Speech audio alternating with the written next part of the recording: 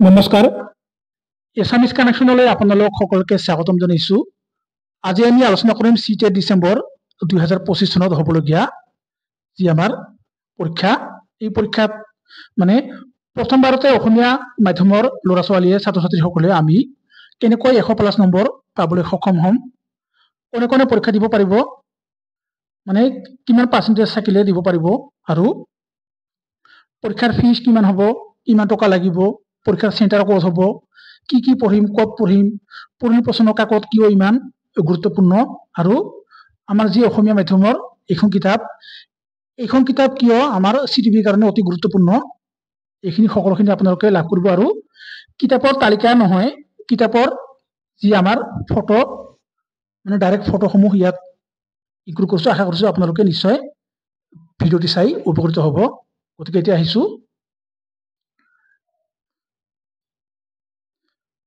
C-TET December 2025 কি লাগিব। Educational qualification, minimum qualification for becoming teacher for classes 1 to 5, মানে LP স্কুলত চাকৰি পাবৰ কাৰণে C-TET পৰীক্ষা দিবৰ কাৰণে HSত 50% মাৰ্কছ লাগিব, আৰু 2 year diploma in elementary education মানে DLA লাগিব, 2 বছৰীয়া পাছ কৰা হ'লেও হ'ব আৰু এপিয়াৰিং হ'লেও হ'ব। কিন্তু ইয়াত যদিও কোৱা হৈছে এপিয়াৰিং, কিন্তু কি এপিয়াৰিং, ফাইনেল ইয়াৰ কিন্তু নহয়, এইটো নহয়। কিয়নো আপোনালোকে নামভৰ্তি কৰাৰ লগে লগেই C-TET পৰীক্ষাৰ কাৰণে এলিজিবল হ'ব। কিয়নো ইয়াত দিয়া আছে, এইখিনি অলপ পিছত আহি আছো। তাৰপিছত ইউপিৰ কাৰণে মানে পেপাৰ 2ৰ কাৰণে কি লাগিব, গ্ৰেজুৱেশ্যন লাগিব, আৰু গ্ৰেজুৱেশ্যন পাছ হোৱা হ'ব লাগিব, উত্তীৰ্ণ হোৱা হ'ব লাগিব, আৰু appearing final year 2 year diploma in elementary education মানে DLA নাইবা গ্ৰেজুৱেশ্যন ইন পাছ মানে BA পাছ নাইবা BA BSc BCom। তাৰপিছত ফাইনেল ইয়াৰত কি কৰিব লাগিব, BEd কৰি থাকিব লাগিব। তাৰপিছত graduation with at least 50% marks in passed or appearing 1 year BEd special education. ইয়াত কিন্তু আপোনালোকে নিশ্চয় দেখা পাইছে, ইয়াত কি আছে এপিয়াৰিং ক'ত, ফাইনেল ইয়াৰ, কিন্তু এইটো নহয়। আপোনালোকে যদি DLEDত মানে প্ৰথম দিনা নামভৰ্তি কৰাৰ এদিন পিছতেই যেতিয়া আপোনালোকে কি কৰিব, ক্লাছ আৰম্ভ কৰিব, তেতিয়াৰ পৰাই C-TET পৰীক্ষা নাইবা অসম টেট, যিকোনো টেট, অসম আমাৰ ভাৰতৰ যিমান টেট হয় LP আৰু UPত পেপাৰ 1 আৰু পেপাৰ 2ত সকলোখিনি টেট পৰীক্ষা দিব পাৰিব, সকলো ৰাজ্যৰ মানে বেলেগ বেলেগ। ইয়াত প্ৰশ্ন হয় নতুনকৈ DLED আৰু BEd যি আমাৰ প্ৰাৰ্থী আছে, নামভৰ্তি কৰা প্ৰাৰ্থীসকলে 2025 চনৰ ডিচেম্বৰত C-TET দিব পাৰিব নে নোৱাৰে। বৰ্তমান যি DLED পেইড এক্সামৰ ৰিজাল্ট দিছে আৰু BEdৰ যি পৰীক্ষা হৈছে ৰিজাল্ট দিব, নিশ্চয় পাৰিব। ফাৰ্ষ্ট ছেমিষ্টাৰৰ নাইবা ফাৰ্ষ্ট ইয়াৰৰ যেতিয়া আপোনালোকে নামভৰ্তি কৰিব, তাতে নামভৰ্তি কৰাৰ পিছতেই C-TET নাইবা টেট পৰীক্ষা দিবৰ কাৰণে এলিজিবল হ'ব। এই বিষয়ে 2022 চনত আমাৰ যে মহামান্য উচ্চতম ন্যায়ালয়ে এখন মানে অৰ্ডাৰ জাৰি কৰিছে, অৰ্ডাৰ দিছে, আৰু NCTয়ে সিহঁতৰ অফিচিয়েল ৱেবছাইটত গাইডলাইন হিচাপে দিছে। মানে NCT মানে হৈছে শিক্ষকৰ শিক্ষাৰ ৰাষ্ট্ৰীয় পৰিষদ, আৰু ইয়াত যদিও কোৱা হৈছে 50% থাকিব লাগিব HSত নাইবা গ্ৰেজুৱেশ্যনত মানে উত্তীৰ্ণ হোৱা, কিন্তু 5% কি দিয়া আছে, ইয়াত ৰিলেক্সেশ্যন দিয়া আছে। কাৰ কাৰণে, SC ST OBC আৰু ডিফাৰেণ্টলি এবল মানে PWD সকলৰ কাৰণে। এতিয়া চাম কি দিয়া আছে গাইডলাইনত। NCT নিশ্চয় দেখা পাইছে, 2022 চনত NCTয়ে এখন গাইডলাইন দিছিল, মহামান্য উচ্চতম ন্যায়ালয়ৰ যি অৰ্ডাৰ। ইয়াত কি কোৱা হৈছে, পেৰা নাম্বাৰ 8.3, এইখন কিন্তু আপোনালোকে জানিবলগীয়া বহুত গুৰুত্বপূৰ্ণ। মানে বহুতেই কনফিউজনত থাকে যে আমি কি কৰিম, দিব পাৰিম নে নোৱাৰিম। নিশ্চয় পাৰিব। ইয়াত কোৱা হৈছে পাৰ্চুইং মানে হৈছে কি TTC, মানে যদি এদিন নামভৰ্তি কৰাৰ পিছতে যদি এদিন মানে কি কৰে, ক্লাছ কৰে, সিহঁতে কি কৰিব, ইয়াত eligible to appear in the TET exam, ইয়াত লেখা আছে টেট এক্সামিনেশ্যন। গতিকে আপোনালোকে নিশ্চয় আজি গম পালে। মানে আপোনালোকে যদি এদিনাখন ক্লাছ কৰে DLEDত নাইবা BEdত, তেতিয়াৰ পৰাই কি হ'ব, C-TET পৰীক্ষা নাইবা অসম টেট যি পৰীক্ষা হয় দিব পাৰিব, বিশেষকৈ LP আৰু ইউপিত বিএড সকলে ইয়াত কৰা হৈছে আৰু ডিএলএড সকলে এইখিনি নিশ্চয় আপোনালোকে পাইছে। এতিয়া আহিছো এক্সামিনেশ্যন ফি কিমান লাগিব। যদি আপোনালোকে পেপাৰ 1 মানে এল পি আৰু ইউ পি যিকোনো এখন দিয়ে জেনেৰেল OBC সকলৰ কাৰণে 1000 টকা আৰু যদি দুখন পেপাৰ দিয়ে তেনেহলে পেপাৰ 1 আৰু পেপাৰ 2 1200 টকা মানে 200 টকা বেছি লাগিব আৰু ST SC আৰু PW সকলৰ কাৰণে যদি এখন পেপাৰ দিয়ে 500 আৰু দুখন দিলে 100 টকা বেছি যাব 600 আৰু পৰীক্ষা কেন্দ্ৰ ক'ত থাকিব examination city and centres Dibrugarh Guwahati আৰু শিলচৰ আৰু লকডাউনৰ সময়ত 4খন আছিল এতিয়া আমাৰ কি হৈছে 3খন দিছে 3খন যে চিটি তাতে মানে পৰীক্ষা দিব লাগিব আৰু schedule and mode of examination paper 2 হয় মৰ্নিঙত আৰু পেপাৰ 1 হয় ইভিনিঙত মানে আবেলি কিন্তু 2024 চনৰ আগতে কি হৈছিল পেপাৰ 1 হৈছিল আবেলি আৰু পেপাৰ 1 হৈছিল ৰাতিপুৱা আৰু পেপাৰ 2 হৈছিল আবেলি তাৰপিছত language of the question paper da main booklet যি থাকিব আমাৰ যি মেইন কুৱেশ্যন পেপাৰ যি বুকলেট থাকিব তাতে কি হ'ব হিন্দী আৰু ইংৰাজীত থাকিব দুটা ভাষাতে তাতে কি থাকিব CDP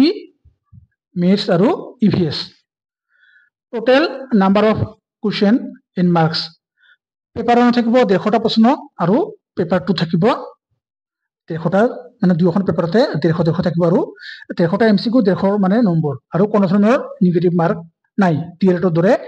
নিগেটিভ মাৰ্ক নাই আৰু ইয়াৰ কিন্তু এইখিনি আপোনালোকে চাব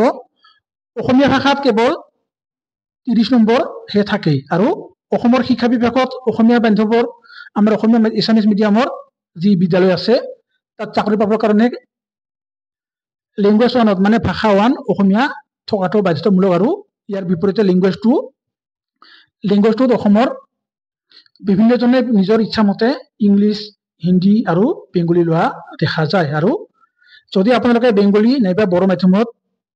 চাকৰি কৰিব বিচাৰে তেনেহলে লেংগুৱেজ 1ত বড়ো হিন্দী নাইবা বেংগলী নাইবা ইংৰাজী ল'ব লাগিব তাৰপিছত display of scan copy of OMR answer sheet আৰু এনসাৰ কি মানে যেতিয়া আপোনালোকে পৰীক্ষা দিব নিজৰ OMR শিটখন আপোনালোকে যে OMR ত গল কৰে সেইখন চাব পাৰিব আৰু কেইটা প্ৰশ্ন ভুল হ'ল কেইটা প্ৰশ্ন অশুদ্ধ হ'ল মানে ভুল হ'ল আৰু মানে ভুল নহ'ল মানে শুদ্ধ কৰিলে আৰু অশুদ্ধ কৰিলে আপোনালোকে নিজে চাব পাৰিব আৰু তাতে চ্যালেঞ্জ কৰিব পাৰিব 1000 টকা দি মানে যদি কিবা প্ৰশ্ন সন্দেহ আছে তেনেহলে চ্যালেঞ্জ কৰিব পাৰিব আৰু আমাৰ ডিএলএটত তেনেধৰণৰ কোনো সুবিধা নাই আৰু অফিচিয়েল ওয়েবসাইট ctet.nic.in ত কি কৰে পাবলিশ কৰে কেনেকৈ কৰিব লাগে এইখিনি আপোনালোকে যেতিয়া সময় হ'ব তেতিয়া নিশ্চয় গম পাব আৰু সাৰ্টিফিকেট এন্ড মাৰ্কশিট ক'ত দিয়ে ডিজিলকাৰত দিয়ে আৰু digitally CBSE will provide central teacher eligibility test CTET মানে হৈছে কি central teacher eligibility test আৰু marksheet to all candidates and eligibility certificate to successful candidates in digital format in their DigiLocker এখন আপোনালোকৰ যে মানে কি এই ডিজিলকাৰ একাউন্ট আছে তাতে যি আমাৰ এই ড্ৰাইভিং লাইসেন্স পান কাৰ্ড যিখিনি আমি ৰাখো তাতে সাৰ্টিফিকেট আৰু মাৰ্কশিট দিয়ে আৰু qualifying marks and award of certificate যদি আপোনালোকে 60% মানে 90 নম্বৰ পায় তেনেহলে জেনাৰেল ক্যাটাগৰীৰ কাৰণে আপোনালোকে নিশ্চয় পাছ কৰিব আৰু চাকৰিৰ ক্ষেত্ৰত যিখিনি মানে ভেৰিফিকেশন হয় তাতে কিন্তু আপোনালোকে ডিএলএড নলাকৈ এডমিশন লৈছে নেকি সেইটো ভালদৰে চাব তাৰপিছত ST SC OBC আৰু PW সকলৰ কাৰণে 83/82 পালেও মানে আপোনালোকে উত্তীৰ্ণ হ'ব আৰু validity period of CTET certificate মানে গোটেই জীৱন এবাৰ পাছ কৰাৰ পিছত কিন্তু আপোনালোকে যদি না মানে কি নম্বৰ বৃদ্ধি কৰিবৰ কাৰণে ভাবে তেনেহলে আকৌ মানে কোনো ধৰণৰ লিমিট নাই পৰীক্ষা দিয়ে থাকিব পাৰে কিন্তু UPSCত কেৱল 6 বাৰহে দিব পাৰে আৰু এইটো কি আহিছিল 2021 চনৰ 21/6/2021 চনত আহিছিল এই নিৰ্দেশনাটো এতিয়া আহিছো আমি কেনেকৈ কি পঢ়িলে ফাৰ্স্ট এটেম্পত আমি কি কৰিম এটেম্পত মানে প্ৰথম প্ৰচেষ্টাতে কি কৰিম পেপাৰ 1 আৰু পেপাৰ 2 100 নাম্বাৰ মানে 100 নম্বৰ প্লাছ পাবলৈ সক্ষম হ'ম কেনেকৈ যদি চাও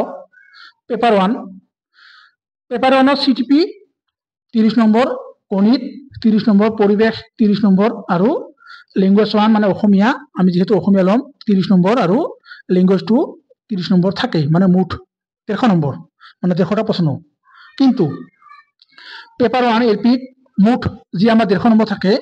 এই 150 নম্বৰৰ পেডাগজিৰ পৰাই কি আহে আমাৰ 90 নম্বৰ মানে 90টা প্ৰশ্ন অহা দেখা যায় মানে আহি অৰ্থাৎ 90টা প্ৰশ্ন আহে আৰু 90 নম্বৰ থাকে কত থাকে সিটিপি আমাৰ যি চাইল্ড ডেভেলপমেন্ট পেডাগজি মানে শিশুৰ বিকাশ আৰু শিক্ষণ বিজ্ঞান তাতে তো আমাৰ 30 নম্বৰ থাকেই লগতে গণিত থাকে গণিত যি মেথছ পেডাগজি তাতে থাকে 15 নম্বৰ ইভিএস পেডাগজি থাকে 15 নম্বৰ এছএমএছ পেডাগজি থাকে 15 নম্বৰ আৰু ল্যাঙ্গুৱেজ 2 আপোনালোকে যি পেডাগজি মানে যি ল্যাঙ্গুৱেজ লয় হিন্দী বেঙ্গলী ইংলিশ যি লয় তাতে থাকিব কি 15 নম্বৰ কত পেডাগজি আৰু ল্যাঙ্গুৱেজ কম্প্ৰিহেনশন মানে ভাষাৰ বোধশক্তি ধাৰণা বা ভাষা বোধ তাৰপৰা কি আহে 30 নম্বৰ আহে যেনে ল্যাঙ্গুৱেজ 1 কম্প্ৰিহেনশন অসমীয়া ভাষা বোধ 15 নম্বৰ ল্যাঙ্গুৱেজ 2 কম্প্ৰিহেনশন দ্বিতীয় ভাষাৰ যি ভাষা বোধ 15 নম্বৰ আৰু ল্যাঙ্গুৱেজ 1 আৰু ল্যাঙ্গুৱেজ 2 কি থাকে আমি এখিনি পালো যে আমাৰ কি থাকে ভাষা বোধ থাকে পেডাগজি থাকে এতিয়া আহিছো আমাৰ ল্যাঙ্গুৱেজ 1 আৰু ল্যাঙ্গুৱেজ 2 কি থাকে এক নম্বৰ ভাষা 1 মানে ল্যাঙ্গুৱেজ 1 ত এটা কবিতা আৰু এটা গল্প দিয়া থাকে আৰু 15টা প্ৰশ্নৰ উত্তৰ কৰিব লাগে মানে তাতে প্যাৰাগ্ৰাফখিনি পঢ়ি তাৰপৰা উত্তৰ উলিয়াব লাগে মানে কবিতাত কিবা প্ৰশ্ন মানে কিবা এটা কবিতা উঠাই দিব আৰু তাতে প্ৰশ্ন কৰিব যে কবিগৰাকীৰ নাম কি আছিল ক'ত গৈছিল তাৰপিছত গল্পত কিছুমান চন দিয়া থাকে তাৰিখ দিয়া থাকে কিছুমান মানুহৰ নাম দিয়া থাকে এইখিনি আপোনালোকে যেতিয়া সিলেবাসখন ভালদৰে আলোচনা কৰিম তাতে গম পাব ভাষাটোত ইংৰাজী হিন্দী বাংলা ইত্যাদিত দুটা গল্প থাকে মানে যি থাকিব অসমীয়া ইংৰাজী আপোনালোকে কিছুমানে কি লয় সিবিএসইৰ কাৰণে ইংৰাজী লয় ল্যাঙ্গুৱেজ 1 আৰু অসমীয়া লয় ল্যাঙ্গুৱেজ 2 মানে ল্যাঙ্গুৱেজ 2 কি থাকে কোনো কবিতা নাথাকে ইয়াত কি আছে কবিতা আছে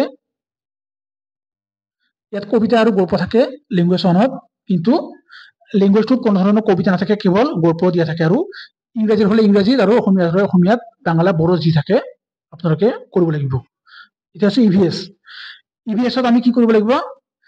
ইভিএস ত এনসিইআৰটি ইভিএস ক্লাস 3 4 আৰু 5 ৰ যি কিতাপ এই কিতাপৰ পৰা 15টা প্ৰশ্ন আহে যদিও বৰ্তমান সময়ত যি কন্টেন্ট এনইপি 2020 যেতিয়া সম্পূৰ্ণৰূপে ৰূপায়ণ হৈছিল কাৰ্যকৰী হৈছিল তাৰ পিছৰ পৰাই কি হৈছে এনসিইআৰটি সায়েন্স ক্লাস 6 to 8 ৰ পৰা প্ৰশ্ন অহা দেখা গৈছে বিশেষকৈ অনলাইনত যি পৰীক্ষা হৈছিল 2021 22 23 মানে তাতে যি এনইপি লাগু হৈছিল নিশ্চয় ইয়াত দেখা পাইছে আপোনালোকে ইভিএস পেডাগজি এইখিনিতো আপোনালোকে পাবই কিন্তু তাৰ উপৰিও ইয়াত কি আছে যি কন্টেন্ট থাকিব কন্টেন্টত কি থাকিব আমাৰ 15টা প্ৰশ্নৰ উত্তৰ কৰিব লাগিব কিন্তু বৰ্তমান যি ক্লাস 3 4 আৰু 5 ৰ এনসিইআৰটি ইভিএস কিতাপ আছে আৰু এখন নতুন কিতাপ আহিছে সেই কিতাপখনৰ ফটো ইয়াত দিছো আৰু এনইপি 2020 খন কাৰ্যকৰী হোৱাৰ লগে লগে এনসিইআৰটি ক্লাস যি আমাৰ 6 to 8 আছে সেই সায়েন্সৰ পৰা প্ৰশ্ন অহা দেখা গৈছে আৰু মেথছত আমাৰ যি পেডাগজি 15 নম্বৰ থাকিব ইভিএছৰ দৰে কিন্তু আৰু যিখিনি কন্টেন্ট মেথছ ক্লাস 3 4 5 ৰ কিতাপৰ পৰা মুঠ 15টা প্ৰশ্ন আহে যদিও বৰ্তমান এই ইভিএছৰ দৰে কি হৈছে এনইপি 2020 খন কাৰ্যকৰী হোৱাৰ পিছৰ পৰা এনসিইআৰটি মেথছ ক্লাস 6 to 8 ৰ পৰা প্ৰশ্ন অহা দেখা গৈছে আৰু পেপাৰ 2 সিটিপি থাকে 30 নম্বৰ 30টা প্ৰশ্ন তাৰপিছত গণিত আৰু বিজ্ঞান থাকে মানে কি 60 এমসিকিউ আৰু 60 মাৰ্কস আৰু কেৱল ইয়াত কি মেথছ আৰু সায়েন্স টিচাৰৰ কাৰণে আৰু যদি আপোনালোকে আৰ্টছৰ হয় তেনেহলে সোশ্যাল স্টাডি অবলিক সোশ্যাল সায়েন্সত মানে কি হয় 60 এমসিকিউ আৰু 60 মাৰ্কস থাকে আৰু কেৱল ই সোশ্যাল স্টাডিজ আৰু সোশ্যাল সায়েন্স টিচাৰৰ কাৰণে আৰু ল্যাঙ্গুৱেজ 1 আৰু ল্যাঙ্গুৱেজ 2 একেই 30 থাকিব আৰু পেপাৰ 2 ইউপিত মুঠ 150 আমাৰ যি প্ৰশ্ন 150টা যি প্ৰশ্ন থাকিব এই 150 নম্বৰৰ ভিতৰত আমাৰ এপিত আহিছিল কেৱল পেডাগজিৰ পৰাই 90 নম্বৰ কিন্তু ইয়াত কি হৈছে 80 নম্বৰ আছে কিয়নো ইয়াত সাবজেক্ট মানে এটা কমি গ'ল যদি চাও CTP 30 নম্বৰ, মেথছ পেডাগজিত 20 নম্বৰ, নাইবা যদি আপোনালোকে সায়েন্স লয় সায়েন্সৰ পৰা আহিব কি 20 নম্বৰ। তাৰপিছত ছ'চিয়েল ষ্টাডিজ আৰু ছ'চিয়েল সায়েন্সত যি পেডাগজি তাতে 20 নম্বৰ থাকিব। আৰু ইয়াত কি হৈছে মেথছ আৰু সায়েন্স একেলগে, এইটো অবিৰক্ত নহয়, একেলগে কি আহে 20 নম্বৰ আহে। আৰু ছ'চিয়েল ষ্টাডিজত আৰু ছ'চিয়েল সায়েন্সত 20 নম্বৰ আহিব। এছামিছ পেডাগজি 15 নম্বৰ আৰু লেংগুৱেজ 2 যি পেডাগজি, এই পেডাগজিত আহিব কি আমাৰ যি আমাৰ ইংলিছ, হিন্দী আৰু বেংগলী যি LP দৰে ঠিক সেইদৰে ইয়াত 15 নম্বৰ আহিব। মানে আপোনালোকে যি লয়, বেংগলী লৈ নে হিন্দী লৈ নে ইংলিছ লৈ ল'ব। মই কিন্তু ইংলিছ লৈছিলোঁ। আৰু পেপাৰ 2ত ইউপিৰ যি লেংগুৱেজ কম্প্ৰিহেনশ্যন, যে ভাষাৰ বোধশক্তি ধাৰণা, সেই যি কুৱেশ্যন, যি প্ৰশ্ন এই পেপাৰ 1ৰ দৰেই পেপাৰ 2ত একে হোৱা দেখা যায়। আৰু আপোনালোকে প্ৰথমবাৰতে 100+ পাবৰ কাৰণে কি কি আমি পদক্ষেপ ল'ম, আপোনালোকে কেনেদৰে পদক্ষেপ ল'ব। মই এইবাৰ ইউপি পৰীক্ষা মানে পেপাৰ 2 মানে ইউপি দিম আৰু পেপাৰ 1ও দিম নম্বৰ বৃদ্ধি কৰাৰ কাৰণে, কিয়নো ইয়াত মানে কৈছোঁ আপোনালোকক মানে চিটে পৰীক্ষা বাৰে বাৰে দিব পাৰে নম্বৰ বৃদ্ধি কৰাৰ কাৰণে, সেইকাৰণে দিম। আৰু যিখিনি মানে গুৰুত্বপূৰ্ণ সেইখিনি মানে ইয়াত আলোচনা কৰিম মাজে মাজে। এতিয়া আহিছোঁ আৰু এইখিনি ক'লো যি আমাৰ সায়েন্স আৰু ছ'চিয়েল সায়েন্স আৰু মেথছ, তাতে যি পেডাগজি থাকিব, এই পেডাগজিত আমাৰ কি থাকিব, এই পেডাগজিত আমাৰ দুয়োটাতে সায়েন্স আৰু গণিত মেথছ মানে দুয়োটা কি যি কিতাপ, এই কিতাপত মানে দুয়োখনতে 30 নম্বৰ মানে 20 নম্বৰ আহে। এতিয়া আহিছোঁ প্ৰথমবাৰতে 100+ পাবৰ কাৰণে আমি কি কি পদক্ষেপ ল'ম। 1 নম্বৰ, প্ৰথমতে আমি কি কৰিম, CTETৰ যি চিলেবাছ আছে সেই চিলেবাছখন কি কৰিম প্ৰিণ্ট কৰি লৈ ভালদৰে সকলোবোৰ টপিকছ পঢ়ি বুজি ল'ম, মানে কি কি টপিকছ আছে। দ্বিতীয়তে কিতাপ দোকানৰ পৰা 30খনমান OMR শ্বীট কিনি আনি আপোনালোকে প্ৰিণ্ট কৰি ল'ব পাৰে। আৰু যি লৰিত পেণ্টাফ্ল' নামৰ এটা পেন আছে, বহুত মানে হেল্পফুল হয়। এই পেনটোৰ জৰিয়তে আমি কি কৰিম, যিকোনো এখন পুৰণি প্ৰশ্ন কাকত লৈ ঘৰতে পৰীক্ষা দিম। উত্তৰ যদি আমি যদি উত্তৰ কৰিব নোৱাৰোঁ, উত্তৰ যদি মানে ভুল হয়, একো চিন্তা কৰিব নালাগে, কিয়নো যিমানেই প্ৰেক্টিছ হ'ব আপোনালোকে অতি সহজতে মানে OMR শ্বীট ফিল আপ কৰিব পাৰিব আৰু এটা আইডিয়া পাব যে আমি কি কি প্ৰশ্ন আহে, কি কি পঢ়িব লাগিব। নোট দিছোঁ, চিটেৰ যি পুৰণি প্ৰশ্ন কাকত ক'ত কেনেকৈ পাম সেই বিষয়ে তলত দিছোঁ, কেনেকৈ পাম। আৰু 3 নম্বৰ, 100+ পাবৰ কাৰণে DLED আৰু BEd আপোনালোকে যে পঢ়ি আছে আৰু যিখিনি পঢ়িব, এই পঢ়ি থাকোঁতে বা যিখিনি পঢ়িব, যিখিনি কিতাপ পঢ়িছে সেই কিতাপসমূহ উলিয়াই লৈ যিখিনি পেডাগজি আপোনালোকে ভালদৰে চাব চিলেবাছ অনুযায়ী। আৰু যদি আপোনালোকৰ এডুকেশ্যন মেজৰ আছে, মানে এডুকেশ্যন মেজৰ লৈ গ্ৰেজুৱেশ্যন কৰিছে, কমপ্লিট কৰিছে, তেন্তে CTP কিন্তু আপোনালোকৰ কাৰণে একেবাৰে সহজ হৈ পৰিব, কিয়নো আমাৰ নিশ্চয় জানে CTETত পেডাগজিৰ পৰা LPত 90 নম্বৰ আহে। গতিকে বিশেষকৈ LPত আপোনালোকে 90ৰ ভিতৰত মানে 70 পৰা 80 নম্বৰ অতি সহজতে লাভ কৰিব। এইখিনি আপোনালোকে জনা দৰকাৰ। শিশু বিকাশ আৰু শিক্ষণ বিজ্ঞান চমুকৈ CTPৰ এখন অসমীয়া মাধ্যমৰ আটাইতকৈ পুৰণি কিতাপ হৈছে যতীন বৰুৱাৰ শিক্ষাৰ মনোবিজ্ঞান ভিত্তিক অধ্যয়ন। এই কিতাপখন তলত দিয়া হৈছে, আমি কি কৈছোঁ ইয়াত তলত দিছোঁ, এইখন কিতাপ কৈ আছোঁ।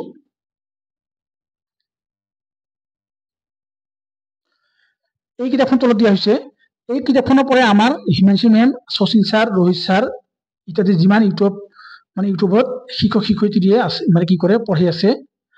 সকলোৱে এই কিতাপৰ পৰাই কি কৰে কনচেপ্টখিনি লৈ আমাৰ যে CTE পৰীক্ষাৰ প্ৰস্তুতি কৰি আছে মানে কৰাই। কাৰণ এই কিতাপখন ইংৰাজী আৰু হিন্দী ভাষাৰ মাধ্যমত উপলব্ধ। কি কিতাপ এইখন, মানে যিসকলে এডুকেশ্যন মেজৰলৈ পঢ়িছে নিশ্চয় পাইছে, পঢ়িছে। শিক্ষাৰ মনোবিজ্ঞান ভিত্তিক অধ্যয়ন, কাৰ কিতাপ, যতীন বৰুৱা। যদি আপোনালোকৰ এইখন কিতাপ নাই, এইখন কিতাপ আপোনালোকে মানে কলেজৰ লাইব্ৰেৰীত নিশ্চয় পাব। এই কিতাপখনত আমাৰ যি CDP মানে A to Z কোনো এটা মানে টপিকস মানে এনেকুৱা নাই য'ত ইয়াত নাই। ইয়াত কিমান পেজ আছে? প্ৰায় 700 পেজ আছে, 700 পৃষ্ঠা আছে। এই কিতাপখনত মানে আমাৰ যিমান মানে CDPৰ টপিকস আছে এই টপিকসমূহ এই কিতাপখনৰ পৰাই মানে এইখন কিতাপৰ পৰাই অসম টেট CTET যিমান পৰীক্ষা হয় GT PGT যি পৰীক্ষা হৈ আছে এই কিতাপখনৰ পৰাই সকলোবোৰ প্ৰশ্ন অহা দেখা যায়। আৰু সকলোখিনি কনসেপ্ট মানে শিশু বিকাশৰ লগত জড়িত আৰু পেডাগজিৰ লগত জড়িত, যেনে লাৰ্নিং মানে শিক্ষণ, তাৰপিছত আমাৰ যি শিক্ষণৰ পদ্ধতি যিমান আছে সকলোখিনি এই কিতাপখনত আছে। আৰু এইখন ইংৰাজী মাধ্যমৰ আৰু অসমীয়া মাধ্যমত সকলো মানে দুয়োটা মানে কেৱল ইংৰাজী আৰু অসমীয়া নহয়, আমাৰ ভাৰতৰ যিমান কি আছে ভাষা আছে সকলো ভাষাতে এই কিতাপখন মানে উপলব্ধ। আৰু এই কিতাপখনৰ পৰাই আমাৰ যি পৰীক্ষা CTET পৰীক্ষা শিক্ষকৰ লগত জড়িত যি পৰীক্ষা হয় সকলো পৰীক্ষাত এই কিতাপখনৰ পৰাই প্ৰশ্ন অহা দেখা যায়। আৰু ইয়াত সকলোখিনি কনসেপ্ট মানে একেবাৰে বেছিকৰ পৰা আছে। যদি আপোনালোকে এবাৰ পঢ়ে তেনেহ'লে CDPৰ আপোনালোকে কৈছোৱে 90 ভিতৰত অতি সহজতে 70 to 80 নম্বৰ পাবলৈ সক্ষম হ'ব। আৰু আকৌ কৈছো এই কিতাপখনৰ পৰাই আপোনালোকে দেখা পাইছে আমাৰ Himanshi ma'am, Sachin sir, Rohit sir আৰু আমাৰ যিমান মানে ইউটিউবত CTET পৰীক্ষাৰ প্ৰস্তুতি চলাই এই ছাৰ আৰু মেমসকলে এই কিতাপখনৰ পৰাই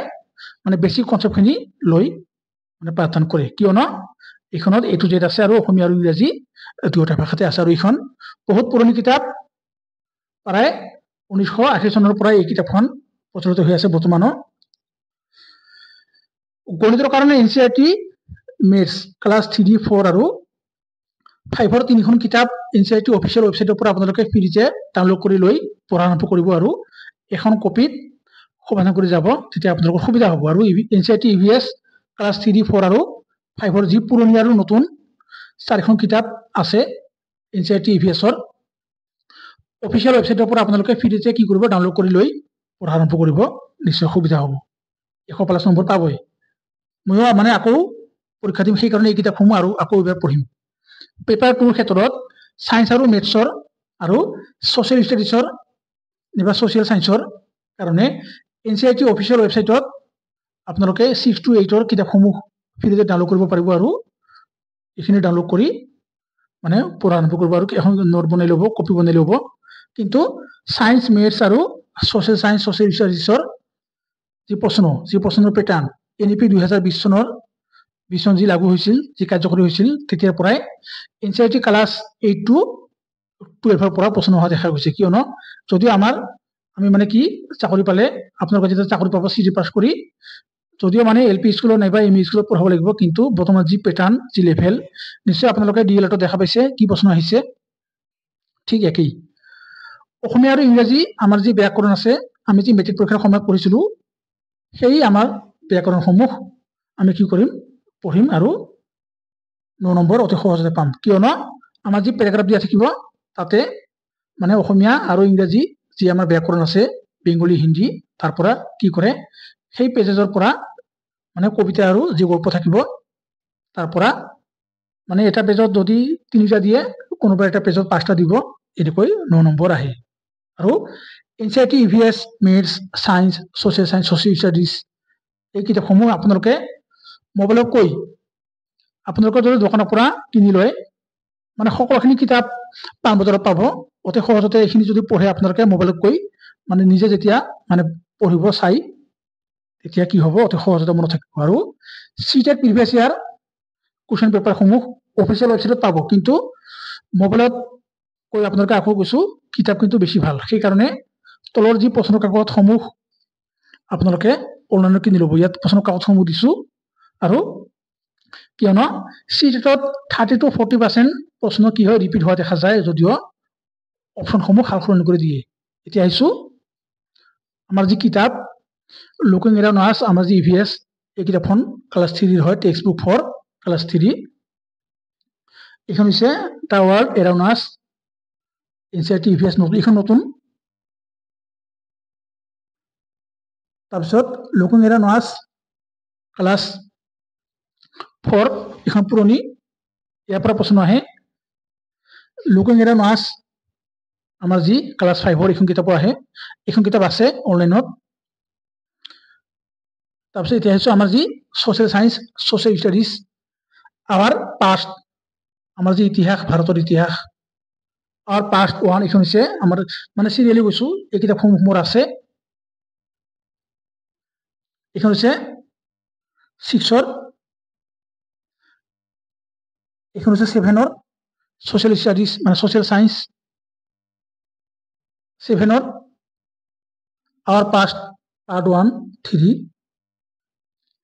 এইখন হৈছে পাৰ্ট 2 ক্লাছ 8ৰ মানে ইয়াৰ পৰা প্ৰশ্ন আহে বেছিভাগ প্ৰশ্ন ইয়াৰ পৰা আহে তাৰপিছত এইখন হৈছে আমাৰ জিঅ'গ্ৰাফি 1 ছ'চিয়েল চায়েন্স তাৰপিছত জিঅ'গ্ৰাফি আমাৰ যি part 2 our environment textbook class 7 তাৰপিছত এইখন হৈছে geography 3 social science and research and development textbook in geography for class 8 তাৰপিছত social and political life এখন আছে আমাৰ যি ইণ্ডিয়ান পলিটি যে civics বুলি কয় 6 তাৰপিছত social and political life তাৰপিছত ক্লাছ এখন হৈছে আমাৰ কি টেক্সটবুক ফৰ ক্লাছ 8 আমাৰ যি civics যি social science or polity Indian polity এতিয়া হৈছে আমাৰ যি সিটেটৰ পুৰণি প্ৰশ্নৰ কাকত 2011 চনৰ পৰা 2019 চনলৈ 6 to 8 এখন আপোনালোকে কিনি ল'ব তাৰপিছত কিৰণ পাব্লিকেশ্যনৰ এখন হৈছে 2022 আৰু 2023 চনত যি আমাৰ অনলাইনত প্ৰশ্ন আহিছিল এইসমূহ ইয়াত আছে কিমান আছে 24খন মানে প্ৰশ্নৰ কাকত আছে ইয়াৰ পৰা আপোনালোকে যদি OMR sheetত পৰীক্ষা দিয়ে নিশ্চয় 100+ নম্বৰ অতি সহজতে পাব আৰু কিয়নো যদি আপোনালোকে OMR sheetত নিজে প্ৰেক্টিছ কৰে তেতিয়াহ'লে মানে পৰীক্ষাৰ সময়ত মানে একেবাৰে প্ৰশ্ন দেখাৰ লগে লগে উত্তৰ কৰিব পাৰিব কিয়নো সময় বহুত পোৱা নাযায় এইখন হৈছে আৰু এখন প্ৰশ্নৰ কাকত ইয়াত 17খন প্ৰশ্নৰ কাকত আছে একেলগে দিশা পাব্লিকেশ্যন আগত আছিল কিৰণ পাব্লিকেশ্যন আৰু আৰ গুপ্তা এইখন হৈছে আৰ গুপ্তা মানে কি 2021 আৰু 22 চনত যি অনলাইনত পৰীক্ষা হৈছিল তাতে কি আছে 22খন প্ৰশ্নৰ কাকত সমাধান কৰা আছে আপোনালোকে ল'ব পাৰে আৰু এইখন হৈছে কি আমাৰ যে চিটে পৰীক্ষাৰ সিলেবাস ইয়াত যিখিনি টপিকছ দিয়া আছে ইয়াত আৰু ভিতৰত বহুত টপিকছ আছে এই টপিকসমূহ পিছত আলোচনা কৰিম CDP maths pedagogy EVS family and friends এইখিনি আলোচনা কৰিছিলোঁ আগতে পেডাগজিকেল ইছ্যুজ লেংগুৱেজ 1 লেংগুৱেজ 2 লেংগুৱেজ 1 আৰু লেংগুৱেজ কম্প্ৰিহেনশ্যন আপোনালোকক কৈছিলোঁ pedagogy of language development language 2 তাৰপিছত পেপাৰ 2 CDP একেই সিলেবাস কেৱল মানে এজ হৈছে আমাৰ LPত মানে 11 বছৰলৈ আৰু UPত 18 বছৰ প্লাস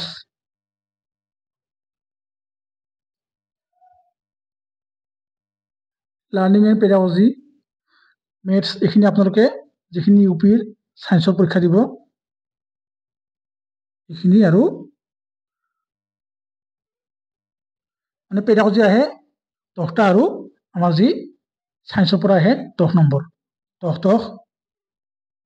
20 নম্বৰ আৰু আগতে কৈছিলোঁ মানে কাটা দিছোঁ তাতে মানে কি সায়েন্সৰ 20 নম্বৰ আৰু এই মেথছৰ 20 নম্বৰ এইটো নহয় আসলতে 10 আৰু 10 দুটা মিলি 20 আৰু সোশ্যাল সায়েন্স যিখিনি মানে কিতাপ দিছোঁ হিষ্টৰী জিঅ'গ্ৰাফি আৰু আমাৰ যি পলিটি এইখিনি চাব লাগিব আৰু লেংগুৱেজ 1 আৰু লেংগুৱেজ 2 প্ৰায় একেই গতিকে এইখিনি পিছত আলোচনা কৰিম A to Z গতিকে শেষত জয় অসম